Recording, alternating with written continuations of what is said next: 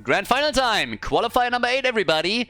And we have a very interesting game on our hands. Now, it's Team Wah against Inting for Ruby, and the cool thing about this is that Inting for Ruby made it into the grand final, not just by a fluke or something, no? It's not just like, hey, they just stumbled into it somehow, one team threw the game away and whatnot, but they defeated Gunners on the Swedes in the first round of the tournament, in the best of one. Granted, a lot can happen in best of one, still.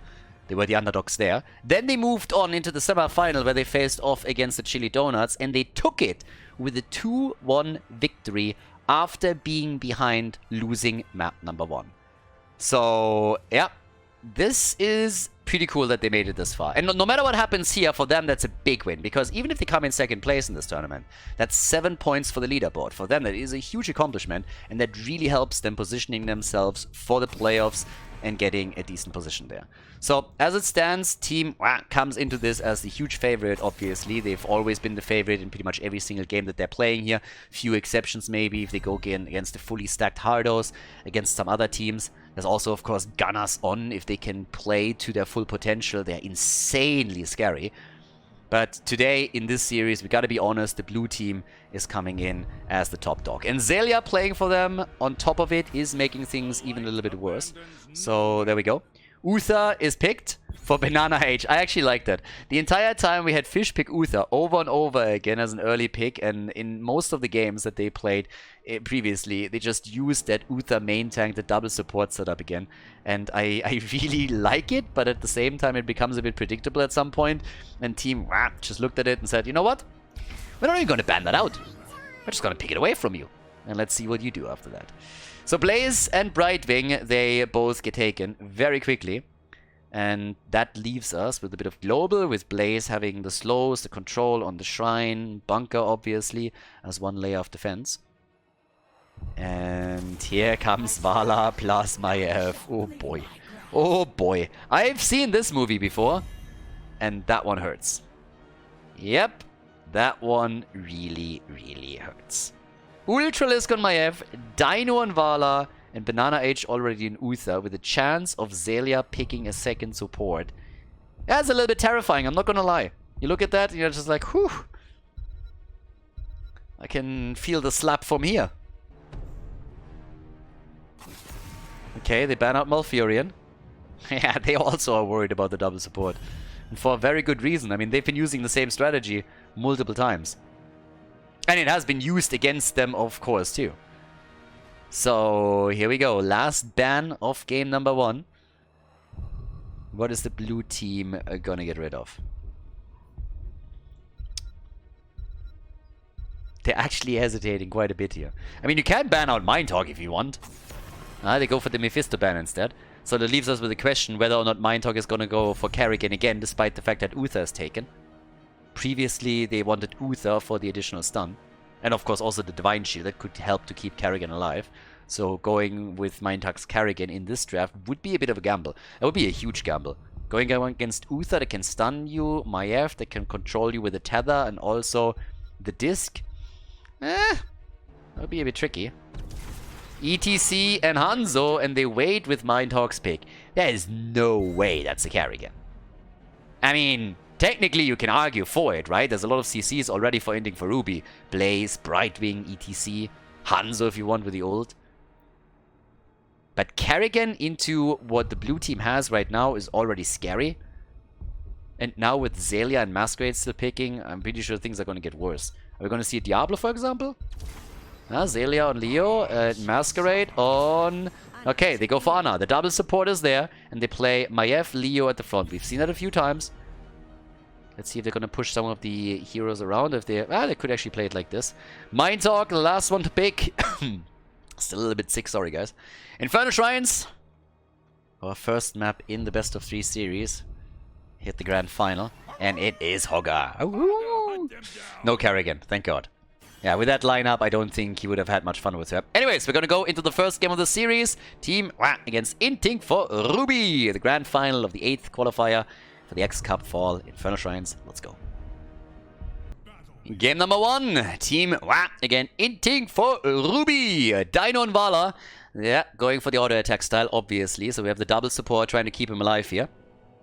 at this point. It's Banana H on Ana. We got Masquerade on Uther. Zelia on Leoric, and Maiev is played by Ultralisk. Okay, right side of the map, Nox on Brightwing for Inting for Ruby. We have Fish on ETC, Hanzo gets played by Hat. As you can see, we have Galnagulna on Blaze, plus in addition to that, Mindtalk on Hogger. Pretty solid setup here. I'm especially curious to see how this Maiev plus Leo setup works out at the front, but given the fact that they're running 2 supports, kind of interested to see, especially if they provide... Oh, well, actually. Alright, so much for being interested to see how that works out. ETC dies nearly instantly. But if you trade Leo, if you soak up the damage with Leo and you trade for him, you buy some time and you trade him for someone else, and it's always a nice trade to make. And Maiev has been now played multiple times in this frontline position by other teams too. Chili Donuts with Lauba, for example, did that. Some others also emulated the plays. And the idea is just to have all that CC at the front, have the double support, and really just rack. And they are doing well. The rotations that they're executing now are insanely dangerous, as already proven down at the bottom of the map here. And they are controlling the setup. Vala obviously is the focus of attention again. We talked about the Gambit talent a lot in the previous games, and nothing has changed here. We want to prevent her from dying, while at the same time stacking her level 1. So there's a lot that Dino needs to do here. And all that stutter stepping is hopefully for them, scaling then into the late game, to give them a good position to decide those team fights in their favor. Alright, so with all that said and done, at the bot lane, the third camp is up for grabs and both teams are seemingly making a play for it. Vala's at 30, so getting very close to having the 20 in. And yep, there is the Prog Rock with 4. Fish, I do not think that they're going to really make a play for that, especially now that they've been found out. Banana H. Bananas, Ana's bananas. And him on Ana is always worthy of banana. Wait, what? Okay, so level 4 is in. We get the Death Dealer again. And they took the third camp. So at least for now, Inting for Ruby is showing a little bit of respect here. They don't want to go too deep against all of this. Ultralisk and his boys, they're running the show. They don't give them a lot of opportunities to stack Vala, at least this far either. So we'll see if eventually that's going to come to pass, but I guess around the first shrine at the latest we're going to see a little bit more action. Especially right now with 10 seconds left before the first announcement is going to be made. That's pretty much what's going to happen there. I assume that the red team is going to make a play for it, and then Vala has a chance to stack the level 1 a little bit more. So off we go. Get the Unstable Anomaly now in. And here comes the Paralyzing Rage. I never understood that talent. I talked about it the other day, but seriously, have you ever been paralyzed by rage? I mean, usually when I'm raging, I am more active, I'm more dynamic, you know. Heartbeat goes up. It's like the opposite of being paralyzed by it. You can be paralyzed by fear. Can you be paralyzed by rage? I mean, I don't know. If you're really, really raging hard and lose all control, then you are anything but paralyzed. I mean, either way. Fight over the shrine, as expected. That's a chance for Vala to get a few more stacks in. And let's get going and see if they can get the first one. Is Inting for Ruby locking in the Punisher, or is it going to be the blue team? They're chasing Vala. That's the first thing that happens. Vala is immediately going to go for the stacks, but at the same time, she's put under pressure. They're trying to get the kills here. And off we go. There's another stun and a kill as Mindtalk dies on Hogger. And Dino vaults forward, eliminates the Fruit Fly. Brightwing is down, and they are taking the lead on the objective. Level 7 is in. And that was a clean performance on the first shrine by Team WAP. And for the red team, they're going to be back with 5 before they are making their move for the defense. So there's at least something you can bait over the wall. But the next problem is that they likely will have several lanes pushing against them, as Leo has taken down to the bot lane. Has the wave clear to do so. And Maiev is up at the top. So with 3 mans attacking, Maiev is now joining. But they... Leo as well. So they actually started to push them to the side lanes. And now they're moving through the middle. And with a Frozen Punisher, that's of course a lot of kill potential. Look at Dino here. 3 stacks for him. Hanzo is down. Dino is starting to pop off a little bit at this point. And is of course going to get all the stacks in the world. Sitting at 79.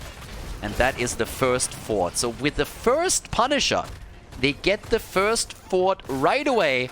And now, since they're looking at a 1.5 level lead, they are not even hesitating moving into the next camp, stealing it away from Inting for Ruby.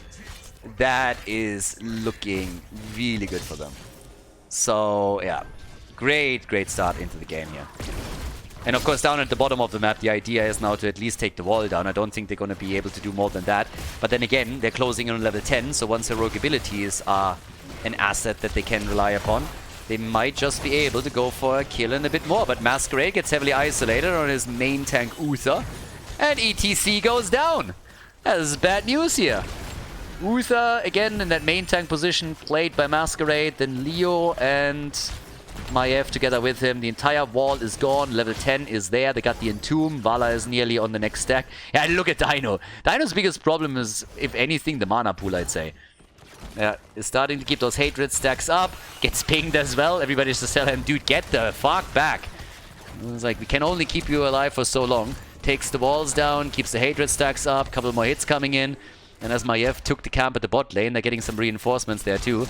And she's moving in from the side again, or at least threatening to do so. And with 5 kills to 0, we're having a 2-level lead now nearly for the red team, as the blue team. So they want that keep, that fort. And why wouldn't they? We can pressure all day long. Okay, so at this point, here comes the next hit for Fish. And ETC just doesn't have a good day. Vala is a meat eater. She's a meat eater. She wants that beef. And she's getting a lot of it today. 3 kills against ETC and they take the fort down. Finally level 10 for Inting for Ruby. But it doesn't change the situation that they're in. 2 forts are gone. Next objective spawns at the bot lane. So potentially, if claimed by team, we're going to talk about a keep maybe even falling. And there's a lot more falling than that. Gulnar gets attacked. He still has his ult. He could bunker up and he might have to. But that's some decent play. Fish is able to push them back. Gulnar escaping. 24,000 damage for Vala already. And of course, we're going to take another closer look at her stacks. Should be at 120 for her. And hasn't died yet. So, yeah, things are going pretty good for Team WoW. It's a bit of an understatement, honestly. Doesn't get much better than that. Vala doesn't get stunned out here, but there's no supports here yet either. So, Dino, I mean, he can't overdo it too much. Obviously, right now, he's feeling pretty good. He's been allowed to do whatever the hell he wanted the entire game.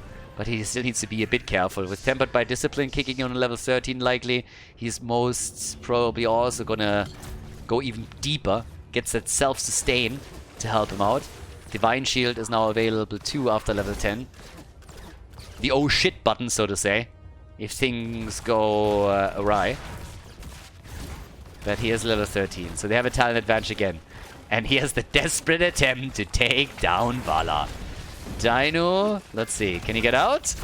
ETC, that should be a kill. Unless Uther, yeah, he's close enough. Uther is there, the Divine Shield is in, and they save Vala, and they immediately try to turn it. Alright, there's the interrupt on ETC. Mosh Pit attempt was good, but not good enough. Dino is low, he needs some heals here, and he gets them. So they have Tempered by Discipline now. Dino's pushing back in again, and that was a lot that Inting for Ruby just unleashed on the blue team without getting anything out of it. They didn't get a kill, they traded cooldowns, that's all that they were able to do here. Dino's at 137 stacks, and he is fearless at this point. Absolutely fearless. He knows he has 2 supports behind him, so he's just going for it. Tempered by Discipline, plus double support, and he just say, let's go, boys. Let's go and take them on. 6 kills to 0, 14 to, let's make it 12. Punisher has in the meantime been claimed by Leo at the bottom of the map. So yeah, this entire fight topside where the fort has now been destroyed wasn't even a 5 versus 5. Leo is pushing the middle while the Punisher is going for the bottom key. But they're pushing literally every single lane right now. Every single lane. The kill against ETC, 150 stacks for Vala. She unlocks the 3rd stack for the baseline. And this is just a nightmare. The Arcane Sentries, the Punisher gets baited in. Mind Talk is there, trying to defend. 4 are pushing at the top. 2.5 levels ahead now. They're 2.5 levels ahead. There's a chance that they're hitting level 16 before Inting for Ruby is going to get the level 13 talent. Yeah, it's utter disaster for Inting for Ruby. Team Wa is playing this perfectly. Dino is going through Inting for Ruby like hot butter through cheese as he's getting kill after kill. Now they go for the move against Vala again, but again it's Uther with the Divine Shield that saves her ass. Leo takes the keep at the bottom of the map. Easy for him, no problem whatsoever. The keep at the top has also fallen. We are 9 minutes 50 seconds into the game, and 2 keeps have just been obliterated on the side of the red team. 2 keeps down. Red team is obviously trying to somehow get kills, especially against Dino. The core is under attack. The shields are slowly being lost. The only good thing for Inting for Ruby is that it's so early in the game. Fish with the bush! Fish with the bush! And she has to die now. Vala is dead. Finally a kill. Finally a kill. Nice. Vala is down. They get the kill against her. 16 to 13 talents. But Holger is also blown up. Holger down. 8 kills to 1. Vala losing 1 of the stacks of her gambit. So she's down to 20% additional attack speed. And they want more. And they find the fruit fly. But Brightwing is jumping out with a blink heal. Yeah, Hat. Talking about jumping out. There's the master jumper right there. But honestly, if your team, you're currently looking at this and you're thinking, what actually are we going to do now? So, yeah, we have pretty much taken everything. I guess we could steal their camp. So that's the next possible play, I suppose. But yeah, let's look at the damage. At this point, 42,000 damage for Vala, 24,000 for Hanzo. Went into the Dragon Strike. Meme Strike for him, hoping for the level 20 cooldown reduction. And if they get a good mosh pit off, he can get value out of it, but it's really a combo that's not all as easy as it looks, because getting the mosh pit, then the arrow out, mosh pit not being interrupted despite everything that we have on the other side, is not all that easy. So the pressure play in the middle, I mean, it's the only lane that they still need to pressure, everything else is already forced back. Objective is also pushing mid lane, so the more damage they can do here, the easier it will be to push in with another Immortal, with another Punisher if they grab it. Fish gets attacked. ETC, the interrupt, there's the slide. No mosh pit yet. They try to burn the bunker down. Here's the meme strike. Ultralisk is low, but he jumps back out. And ETC is dead as Vala wants more beef. Beef, beef, so much beef. More meat. Wrong hero, sorry. Haven't seen that guy in a while, by the way. But Vala is at least doing him all honors. I mean, she is getting bloodthirsty in this game now. 9 kills to 1, 3 levels ahead, and, well, they might not wait for the objective, why would they? They have 200 stacks on Vala now, so she gets the 4th reward, and they go for core, I guess. I mean, if you kill all of them, what do you need the Punisher for, right? Don't need John Cena if you can just simply take them down as is, and Team Wa cements once again their position in Europe and shows why they are the top team on the server. Well done by them. This is just the ETC. I mean, he just wanted to dance. He didn't really want to hit anybody there. That was just a bit of a dancing ETC. Guys, anyways, 12 kills to 1. At least they killed Dino once, but that's obviously game number 1 being completely controlled by the blue team, and a well-deserved victory here on Infernal Shrines. Before we head into game number 2, make sure that you subscribe to the channel if you haven't done it yet, so you don't miss out on any future content here on Khaldor TV. Map number 2, Inting for Ruby. They have to do it again. Win 2 in a row. They pulled it off against the Chili Donuts. Now against Team Wa, especially after the spanking that they got in game number 1, might be a bit more difficult. They chose the map. They went for Dragonshire, which is honestly surprising to me. It's not what I expected here. It begs the question again, if they maybe have a cheeky draft that they can use. Because this is a map where normally you have to very heavily focus on the macro and you have to coordinate really, really well. Which is why a lot of the newer teams don't play it against established teams that have top players in the lineup. So it will be interesting what the thought process here is and what they want to do. I want to see if there's maybe like a cheeky strategy that they're trying to play here. But either way, as we're heading in, game number 1 was obviously a bit rough, and it showed again how far ahead Team Wa is. Right now, there's a couple of teams in Europe that can contest the blue team. That's the Hardos, that's maybe the Chili Donuts on a good day, because currently they're inting a little bit. I mean, they're on or off, it's a little bit strange. Gunners on definitely has the possibility to attack them there. So there's a few teams that can do something about Team Wa, but there are not many. And Inting for Ruby currently isn't one of them. But they've already proven that they can take down a team like chili donuts. So if they have, if they are given a chance, they will pull it off. The one thing that these guys have done over the last couple of months is to never give up. They just play, they fight, even if they know, okay, this is most likely not going to work out for it. They always fight until the end, and you gotta appreciate that there. Alright, so bans against Uther, bans against Vala. We have also Ultralisk's hero banned out again. Here comes Greymane and Dehaka. Every single time I see them play any map and I feel that they are getting a bit desperate, I'm looking for a potential backdoor strategy. They played it a couple of times, not gonna lie. But I don't think that you can play it here. But they have a global, so that's good. They have a good top laner. Now Rexa could be played against them. Plus Greymane for camps, which is always nice. Get some support to the camps. Good damage in heroes too. There's Arthas and there is Hanzo. Arthas was played for a long time against Greymane. Against Greymane, Illidan and others. He's not really what you would consider a meta pick these days. And one of the things that Team has is that once they are ahead, sometimes even when they're not ahead, they start drafting pretty crazy shit and then run the risk of losing the game. Now, we're not there yet. But Arthas is obviously a bit of a counter pick to Greymane, and usually you wouldn't take him here. So let's see what we're going to get on the last two picks. At least we have Brightwing in, we have Hanzo in, so it's not a complete troll like in some of the previous games that we've seen from them. Not today, but in the past couple of weeks. I think after they lost a few of those, they very quickly realized that even if they try to have some fun and go for some out-of-the-box combos, they can't go completely bonkers, or they're going to be punished for it. Now we got Tyrande and we got Varian, so the combo is there. Yep, stun into stun. And technically you could also follow up with the Haka, of course. Alright, Ultralisk and Masquerade. Kerrigan? Oh boy. Yeah, they're gonna punish this again. If they use Syndragosa, they could even snowball if they're having a good early game. And Garrosh, okay. Okay, alright. No trolling in this game, no trolling in this game. Maybe Dino has a hot date, I don't know. But yeah. Mind Talk. Last one to pick. Red team. What do they need? They need some range damage. They don't have... Ah, well, they got Greymane, I guess, but they need a bit more, I suppose. So, yeah. Inting for Ruby, ladies and gentlemen. Let's go. Game number 2. Mind Talk on Liming.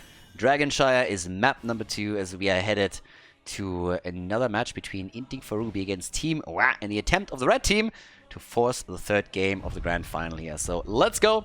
At the third qualifier for the X Cup Fall Playoffs. The 8th qualifier, not the third, the 8th. Caster math, oh yeah. Game number 2, Dino on Hanzo, Zelia on Arthas, Banana Age on Brightwing, Ultralisk on Kerrigan, and Masquerade is playing Garrosh. Right side of the map, we got Tyrande, played by Nox, Mind Talk on Liming, the Fish with Varian, Galnagulnar with Dehaka, and Hat on Greymane. Yeah, they're going for a sniper comp here. They want to use Liming and Greymane to follow up on whatever target is taunted by Varian. And if they get those kills, they can definitely do something here. But, yeah. We'll see if that works out for them or not. Because on the other side, this is of course a lineup with a lot of CC. It's a bit bonkers. I mean, you have Arthas Kerrigan, by the way. Back in the days when Alpha, and I think also when the game came out, were one of the most OP combos that you could run in a game. Both of them had back then on, I believe it was level 4? It might have been level 7, but I think it was level 4. They had Envenom on level 4, which was a damage over time. And you could double apply it, and they were absolutely broken. If you had Arthas and Kerrigan on the other side, they would consistently roam the map and just simply get the stun combos in, drop Envenom on you, and you were pretty much dead. So this is a bit old school what they're doing here. And they get a kill with it right away against the Haka at the tops. They're roaming the lands, and in addition to that, they even have Garrosh. I mean, obviously, this was back then also a thing where we still had Arthas as a main tank. Yeah, long time ago. We're talking about tanks. It's like Masquerade is a bit body blocked here. Yeah, he's still making it out. And Kerrigan is trying to... Okay, Ultralisk is still jumping in for it. For a second I was about to say, like, yeah, they're already far gone. He's not going to make a move. And then Ultralisk just YOLO! Yeah, but didn't work out. Alright. The owl. Hedwig on his way to Hogwarts. Delivering another letter. Harry? Harry Potter? Alright, 1 kill to 0. And, well, top side, it's Shrine time. And, ooh, Khaldor is having a bit of a problem here, doesn't he? Going against Arthur's with Rhyme. And Kerrigan going for the camp as we see the same play made by Greymane and Tyrande on the right side of the map. Okay, so top side, let's go. We got Khaldor, he's trying to hold control. And so far that hasn't really worked. And honestly, it seems like he has some trouble against this. Especially with Brightwing moving in time and time again for the polymorph. This is a real dangerous situation for the Haka. Makes it tricky for him to move into the shrine and claim it. And at the bottom of the map, Mindtalk is low too, which means they can now pressure the middle of the map to try and take the first Dragonite. Khaldor, he can't really go in on this. He knows that there's a chance that either someone rotates in or Brightwing comes over. That's a huge problem. So, I don't know. Here comes another one. The stun, the combo. It's not enough damage to really threaten Fish, and obviously has his own taunt now out. Level 4, by the way, gives us the charged blast. But there it is again, the double control and the attempt at a channel, I suppose. They go for the Fish, and there's the flip. Did we get a combo? Not yet. The taunt is out. Uses the cooldown. Topside, Arthurs and Brightwing are engaged in a battle, but they still hold on to the position. And Hanzo has now moved in too. And that's a Dragonite. Yeah. Well, not quite. A little bit of an owl kiss, but it's a Dragonite nonetheless. So she can delay it, she cannot stop it, and an ass kicking for Varian. Oh my god, that Dragonite! Yeah, that is an NFL tryout right there. He's going to be part of the punting team for sure. That is a first draft box material right there. Nicely done. Someone has a problem down here, by the way. Mindtalk is low. Oh, Dino! Ah, there's a kill. Mindtalk nearly was claimed as well. There's a flip, and he saves at least Banana Age, but Masquerade himself is in a bit of trouble too. He's able to move back though. Oh. Yeah, the Haka was not the right target for this one. I like the thought, but the Haka with the burrow could simply dodge out on the punting.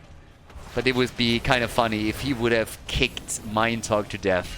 That one's always kind of cool. If the Dragonite gets a run-up and gets a hit out that actually kills someone, that's always funny. The Haka also with a bit of an ass-kicking here. And talking about ass-kicking, Fish in the mid lane is getting swamped. And Arthurs just runs him down with all the slows that he now has in his arsenal. So we went for the Icebound Fortitude on level 7. Still get Calamity, by the way. And also the Wizened Duelist. Mid lane is opened up. With the Dragonite in the early stages, it's not really a super strong objective early on. It scales, of course, much better into the late game. But early on, you want to get mainly your Dragon's Breath out. That's the main tool. Get the Dragon's Breath out, play with that, and yeah, just do your work there. Move back out of the tower range, don't get hit unnecessarily, and use it on cooldown to burn out minion waves or work on structures. But now that they have the camp at the bot lane, they can push in with both. And Varian is in a real tough spot because he wants to start engages, but he pretty much can't. Now, they keep him alive really nicely, and I like that. But he also can't make any big moves himself.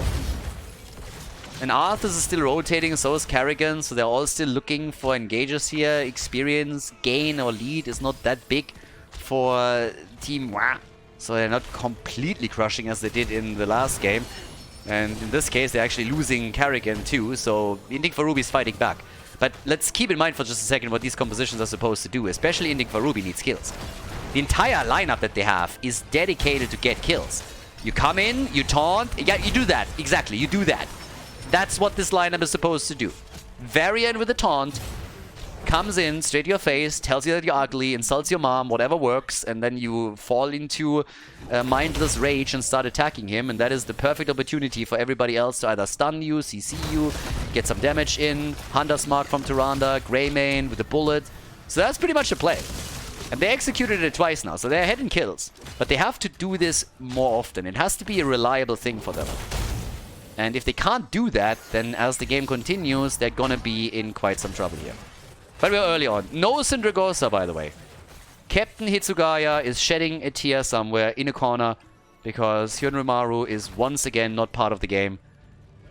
Yeah, that's just sad. That is just sad. Yeah. Such an opportunity for Syndragosa, but no. Alright, so they're coming in for the Fish. And here comes the Emerald Wind into a combo from Carrigan. And Varian is down. He feels pretty abused at this point. I mean, they ping-ponged him around. And now they do the same to Tyrande. Top side, the play. Zelia is popping the ult, holding this, making sure that nobody can move in the middle. And now he's trying to run the Haka down. Yeah, the focus shifts a little bit. He's now attempting to hold, of course, the objective. And Khaldor can't hold that.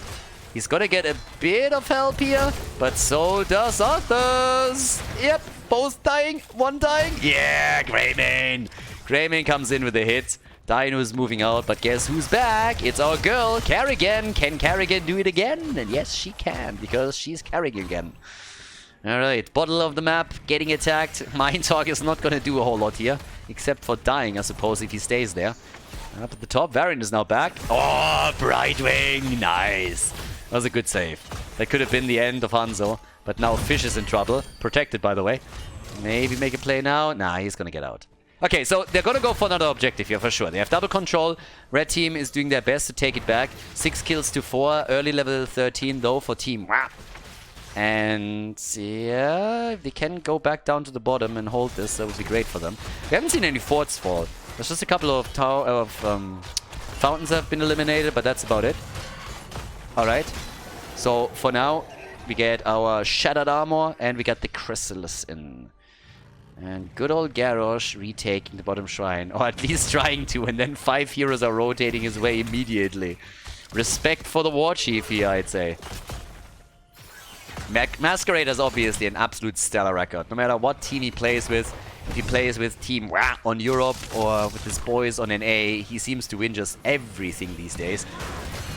But, well, just as I say it, we're proven that he's also just, yeah, not unkillable. Let's just put it like that. That's again, perfect combo execution. Zip, taunt, combo, and goodbye. Garrosh doesn't stand a chance, but the problem still remains. Up at the top side, Zelia is now taking the fountain down. You all know what that means. No lane sustain for whoever deals with the top lane. They're obviously trying to invade here a bit too and take those siege giants down. Carrigan is stopping them early and is even pulling them in. But the fort at the top is now falling. So despite the fact that there was a kill finally accomplished by Inting for Ruby against Masquerade, they are now losing ground. Arrow connects. Alright, they were hoping for Li Ming, I suppose, but they couldn't get her. And the fight continues. Arthas is in the middle. Li Ming dies as Carrigan moves in. Ultralisk tries for another combo and fails. But they have the Ultralisk out by Ultralisk. Ultralisk went for the Ultralisk, and once that Ultralisk moved in, he also used the Ultralisk to make sure that they would be able to stun them. And Banana on Ana at Brightwing was helping out in the back. So now they get another kill. The Haka is down. We got 8 kills to 5. Arthas is taking topside again. So double shrine control in a couple of seconds for sure, while we still have a push at the Bridge of Death. So off we go. Yeah, Brightwing is already taking it, and well, you all know what that means. Arthas is going for the Dragonite. I shall burn you to cinder. Well, unfortunately, they robbed him of his voice line because they were jealous of his beautiful singing voice. And they're also jealous of Masquerade and get the kill, but they're running a little bit too deep. Yeah, they got baited. Masquerade was always a master baiter. He baited them into the choke point. And they went way too deep on this one, so they lose not only Tyrande, but they also lose Greymane. And as you can tell, Fish is in trouble too. I don't think they're gonna stop there. Dragonite with a big battle axe just cleaves Varian's head in half, and that's it. Yeah, that's another kill. 11 to 6 now, and of course the gap in experience is being widened as we speak. Level 16 talents are already available, which give us the Embrace Death. And the Dragonites, they're taking not only the fort in the middle, they eliminate the one at the top with the mercenary camp. Now they're taking this one. This arrow is going straight to NA as it narrowly misses the target. I mean, that was a YOLO if I've ever seen one. That was one of those high-risk, low-reward arrows. And they try to go for it, but yeah. Look at Zelia. No fucks given in the opponent's base. And the entire team is like, dude, our base is the other side of the map. And he's like, wait, what? Honestly, if there was ever someone that I would believe that he mixed up the bases where he's in, it's Zelia. The man is, in such a charming way, completely clueless sometimes. It's beautiful. Zelia is an absolute legend. An absolute legend. Nothing better than the interviews that he gave at HGC. He was always... I mean, the stories that that man told that had nothing to do with the topic were always amazing. Did he tell us once about him going to the supermarket and meeting an old lady there? Wasn't that him? Like, I can't even remember. But anyways, they are not going to crush here. As confused as the man is sometimes, he's a god at video games, and now they kill Varian, they kill Tyrande, and they are playing with them. Absolutely playing with them. At least Inting for Ruby is level 16, but that doesn't help them if they lose every single hero in the lineup. I guess there is still one survivor, and that's Greymane, the big bad wolf. What is it with these arrows? I mean, come on, Dino. Did you go for like a weird game with Masquerade where you have to take a shot every time you guys go for a kill? That's the only way that I can explain these arrows right now. I mean, he YOLOs that one out. They go for the core. Guys, Inting for Ruby, again, big clap for making it to the grand final. I really think they did fantastic, but they don't have anything against Team Wa today. It is the blue team that locks in the victory in qualifier number 8.